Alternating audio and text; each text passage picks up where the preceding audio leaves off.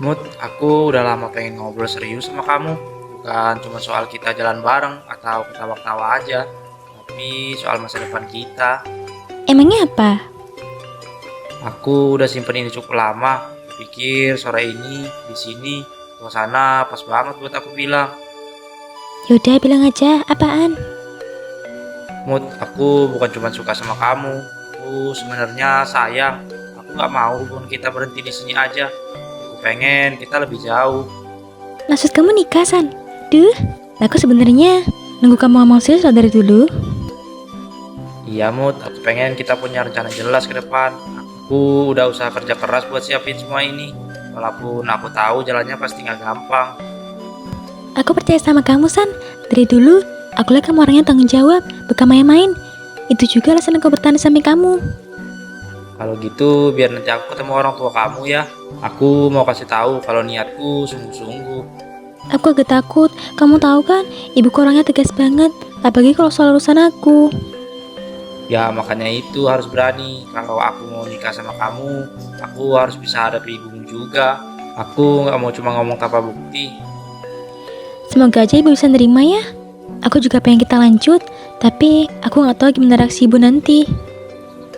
Kamu jangan khawatir, kalau kita sama-sama yakin, kita pasti bisa dapetin semua ini. Aku cuma minta kamu jangan ragu sama aku. Aku nggak pernah ragu sama kamu, San. Aku juga pengen hidup sama orang yang aku sayang. Tuhan jadi saksi Mut, aku janji bakal berusaha bikin kamu bahagia. Gak ada yang lebih penting buat aku selain lihat kamu senyum tiap hari. Aduh, kamu tuh lebih bisa bikin aku meleleh loh. Padahal aku pikir tadi kita cuma mau jalan santai. Ternyata kamu baunya serius banget. Aku gak bisa nunda lagi Mut. Setiap kali lihat kamu, aku selalu mikir kapan aku bisa resmi jadi pendampingmu. Kalau begitu, aku tunggu langkah kamu, San. Makasih ya Mut, rasanya lega banget setelah bilang ini. Kayak beban yang selama ini aku simpen akhirnya hilang.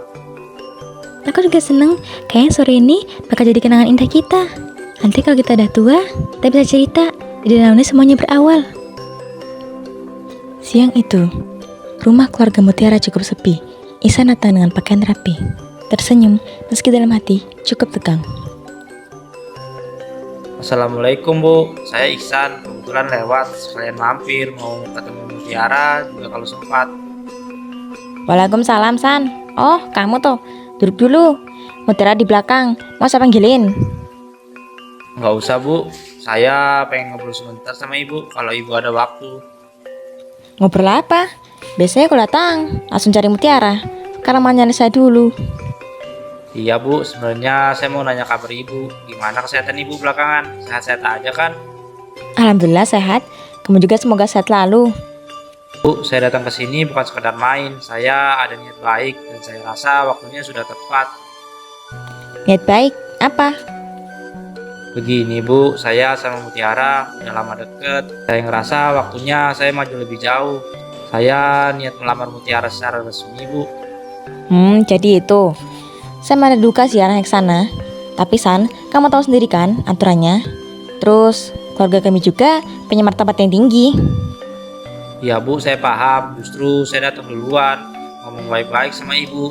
Biar jelas kan, niat saya bukan main-main. Bagus kalau gitu.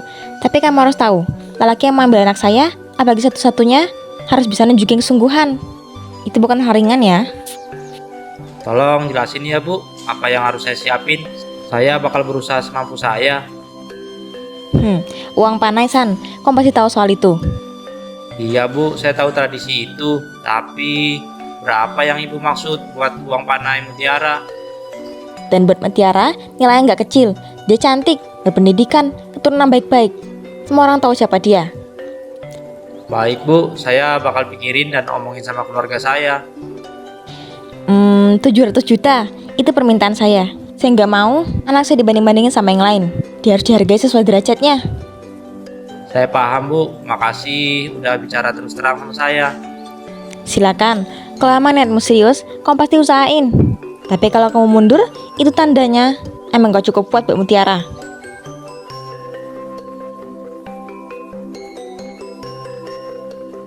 San, gimana tadi? Aku lihat mukamu tegang. Ibu bilang apa? permintaan uang panen dari ibumu besar banget, Mut. Berapa? 700 juta. Apa? 700? Aku gak nyangka ibu bakal minta segede itu. Nanti kau ngomongin ke ibu ya. Gak usah, ini tanggung jawabku. Aku yang mau lamar kamu. Ya, aku yang harus hadapin. Tapi San, aku kasihan sama kamu. Itu berat banget. Aku takutnya kamu jadi beban. Memang berat, Mut, tapi ini tradisi. Kalau aku mundur, berarti aku gak cukup layak. Aku bakal coba kok. Aku tahu ibu sayang sama aku. Mungkin makanya dia minta segitu. Tapi aku ngerasa itu terlalu. Ibumu pengen yang terbaik buat kamu. Dia pengen pastiin aku serius dan aku mampu. Aku anggap ini ujian buat aku. Aku minta maaf ya San. Aku gak bisa ngatur ibu. Gak apa-apa, Mut. Aku rela berusaha. Buat aku, kamu layak diperjuangin.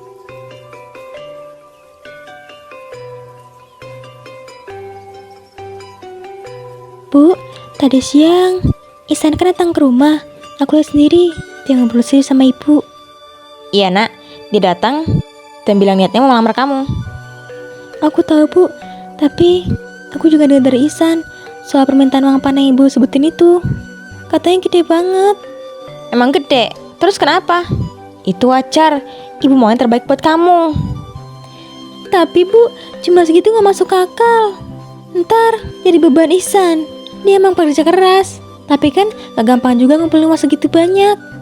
Nak, kamu ini anak perempuan satu-satunya. Cantik, pinter, berpendidikan tinggi. Masa mau dilepas gitu aja tanpa penghargaan yang layak? Aku pikir bisa lebih sederhana aja gitu loh bu. Atau kalau perlu ditiadakan aja uang panah itu.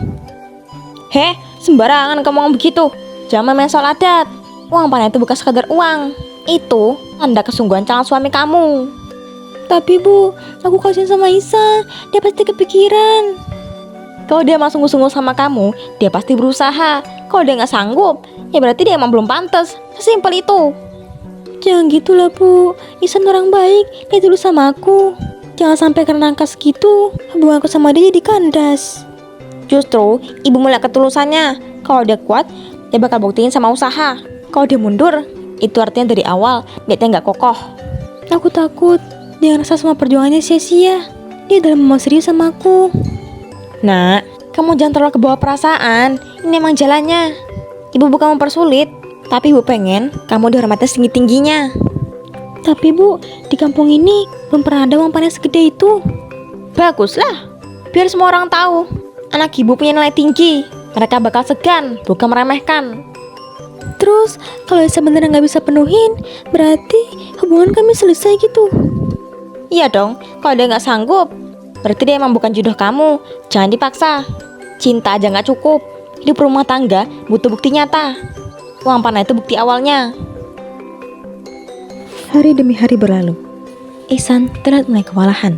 Wajahnya sering murung meski berusaha menutupi depan Mutiara. Melihat itu, Mutiara makin resah. Malam itu, ia kembali bicara dengan ibunya.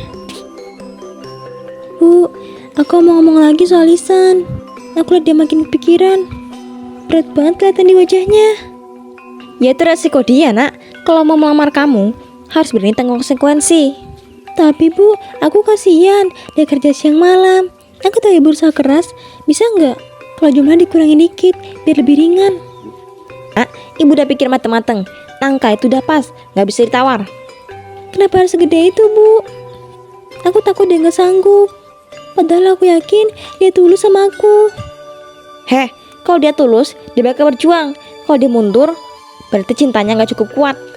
Bu, jangan selalu ukur ketulusan dari uang. Ihsan udah butuhin banyak hal. Dia selalu ada buat aku, selalu jaga aku. Nak, ibu bukan gak lihat kebaikan Ihsan ya. Tapi, ibu juga lihat masa depan kamu. Kamu butuh jaminan. Aku gak butuh jaminan sebanyak itu, Bu. Aku butuh pendamping hidup yang setia sama aku. Kamu ngomongnya gampang. Nanti setelah nikah, semua bakal kerasa. Uang itu penting, mau gak mau. Setidaknya kasih keringanan lah, Bu. Jangan bikin dia merasa gak mampu. Kamu nih terlalu ngebela Ihsan. Tahu nggak? Udah ada laki-laki lain yang udah bicara sama ibu. Hah? Laki-laki lain? Iya, dia datang bicara sama ibu mau ngelamar kamu. Kelihatannya udah lebih mapan, udah lebih kaya. Kalau udah serius, tentu bakal lebih mudah. Bu, kok bisa sih ibu terima orang lain sementara aku masih sama Ihsan? Itu nggak adil. Ibu cuma jaga pilihan. Kalau saya nggak cepat-cepat buktiin, ya ibu bisa aja terima lamaran dari yang lain. Aku nggak setuju, Bu. Aku sayang sama Ihsan. Kenapa diancam gini? Ibu cuma bicara kenyataan. Kalau ada yang lebih saya lebih mampu, kenapa nggak dipilih? Karena itu aku nggak mau, Bu. Aku nggak peduli dia kaya atau enggak. Aku cuma mau sama Ihsan. Keras kepala banget kamu ini. Ini yang terbaik buat kamu. Ibu nggak mau, kamu nyesel di kemudian hari. Aku nggak mau dipaksa nikah sama orang gak aku cintain. Cinta tak bisa tumbuh, Nak. Tapi kehidupan butuh kenyamanan. Ibu nggak mau kamu susah.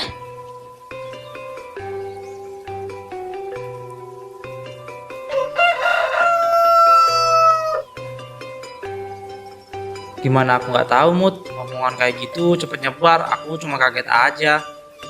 Iya San, emang ada. Tapi aku sama sekali gak nerima kok. Aku udah bilang ke ibu kalau aku cuma mau sama kamu. Mut, aku jadi ngerasa kecil, ngerasa nggak ada harganya perjuangan aku selama ini. Jangan gitu San, aku ngehargain kamu kok. Setiap usaha kamu, aku lihat sendiri kau matiin tulang demi aku. Iya, kamu mungkin lihat dan kamu ngerti, tapi ibumu dia nggak lihat, Mut. Buat dia semua yang aku lakuin kayak nggak ada nilainya. Enggak San, jangan mikir gitu. Aku yakin lama-lama ibu juga bakal lihat kesungguhanmu kok. Entahlah, Mut, aku cuma takut kamu akhirnya dijodohin sama orang itu. Soalnya dia jelas lebih mapan, lebih gampang ikutin maunya ibumu. Aku gak akan biarin itu. Aku udah bilang sama ibu kalau aku gak mau. Aku bakal terus bilang begitu. Kalau ibumu keras kepala, aku bisa apa? Aku bukan siapa-siapa dibanding orang itu. Jangan ngomong gitu San, kamu tuh segalanya buat aku. Kamu lebih dari cukup. Andai aja ibumu bisa ngomong kayak kamu, Mut, tapi kenyataannya kan enggak. Dari awal dia udah pasang harga tinggi, sekarang malah ada pesaing yang lebih kaya. Biarin aja, yang penting aku anggap kamu berharga. Ya, tapi buat masa depan kita, restu ibumu tetap penting, Mut. Kalau dia nggak ridho, aku takut kita nggak bisa lanjut.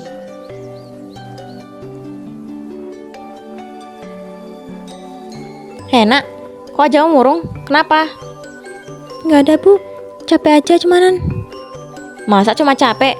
Sini, ibu lihat dulu. Gak apa-apa, aku mau langsung ke kamar. Ibu mau cerita sesuatu. Ibu tadi mikirin soal lamaran kemarin. Lamaran siapa bu? Ihsan? Bukan Nak, bukan Ihsan. Itu loh, yang satunya itu yang lebih mapan. Astaga bu, jangan bilang ibu serius pertimbangin dia. Iyalah Nak, ibu pikir ini kesempatan bagus. Orangnya jelas mampu, harganya juga terpandang. Bu, kok tega banget sih? Aku udah bilang gak mau. Kenapa ibu condong ke dia? Ibu mikirin masa depan kamu. Ibu gak main-main. Dan tadi ibu juga udah bilang, ibu minta uang panel lebih gede lagi. Hah? Lebih gede? Berapa bu? Hehe, 1 miliar. Ibu minta segitu ke dia. Hah? 1 miliar? Bu, ibu gila apa gimana? Heh, jangan ngomong gitu ke ibu. Ibu waras. Ibu tahu nilai kamu. Kamu itu bukan gadis sembarangan. Cantik, pintar, terhormat. Harga kamu harus mahal. Bu, ini gak masuk akal. Om panas segede itu. Terus, kalau dia gak sanggup juga, apa bakal sama kayak Ihsan nasibnya? Iya dong. Kalau dia gak sanggup, ya ditolak. Cari lagi yang lebih pantas. Bu, ini keterlaluan. Ibu mikirnya cuma uang. Aku capek dengernya. Nak, kamu jangan salah paham. Ini bukan sekedar uang. Ini harga diri keluarga. Ibu mau orang-orang lihat kalau kamu itu berharga. Kamu butuh kehormatan, kedudukan. Aku gak mau kalau caranya begini bu. Aku gak mau. Nanti kalau kamu sudah berkeluarga dan hidup pas-pasan, nyalahin ibu nanti. Bu, dengerin aku sekali ini. Harga diriku bukan ditentuin sama besarnya uang panai. Aku bukan barang dagangan. Uang panai itu tradisi. Itu tanda kalau seorang laki-laki benar-benar serius dan menghormatin kamu. Aku rasa ibu udah kebablasan. Indah gila namanya. Ibu tahu mana yang terbaik buat kamu. Kalau ini ibu yang sebut terbaik, lebih baik gak usah nikah sama sekali akunya. Waktu terus berlalu. Pria yang sempat melamar akhirnya mundur juga. Selalu seperti itu hingga kini. Mutiara pun merasa sedikit malu menampakkan wajahnya di kampung. Teman-temannya sudah pada menikah dengan lancar. Ia hanya bisa melihat saja. Hari itu, Bu Ririn tampak kesal. Ia berkunjung ke rumah Bu Ayu, tetangganya. Bu Ayu, coba Bu pikir, masa sih bujang-bujang di sini ada yang sanggup bayar uang panah anak saya? Lah, kok bisa gitu, Bu? Katanya kemarin ada yang mau, yang kaya itu. Iya, tapi ujung-ujungnya bilang gak sanggup. Gimana sih? Alasan aja. Padahal jelas-jelas dia orang berada. Ya mungkin menurut dia permintaan ibu gede banget, jadi dia mundur. Halah, terlalu gede gimana? Wajar dong kalau saya minta gede. Ibu tahu kan siapa anak saya? Iya, tahu Bu. Mutiara tuh emang cantik, terus pinter. Nah itu. Jadi kalau saya minta uang panah besar, ya pantas dong. Masa anak sepintar dan cantik Mutiara mau dihargain murah? Iya, saya ngerti maksud ibu, tapi mungkin yang lain lihatnya berlebihan. Hah, biarlah orang mau apa.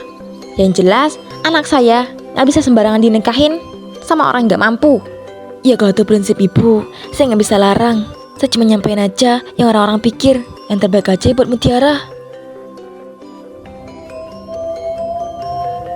Aduh, kayaknya saya pulang dulu ya. Mau badai nih kayaknya, angin makin kenceng. Iya Bu, hati-hati di jalan ya. Iya Bu. Bu Ririn pun berjalan pulang. Angin berhembus kencang sekali, debu berterbangan. Pohon-pohon mulai bergoyang dengan kuat. Astaga, anginnya ngeri banget. Cepetlah pulang. Tiba-tiba, tanpa ia ketahui, salah satu pohon besar di pinggir jalan mulai miring dan siap tumbang ke arahnya.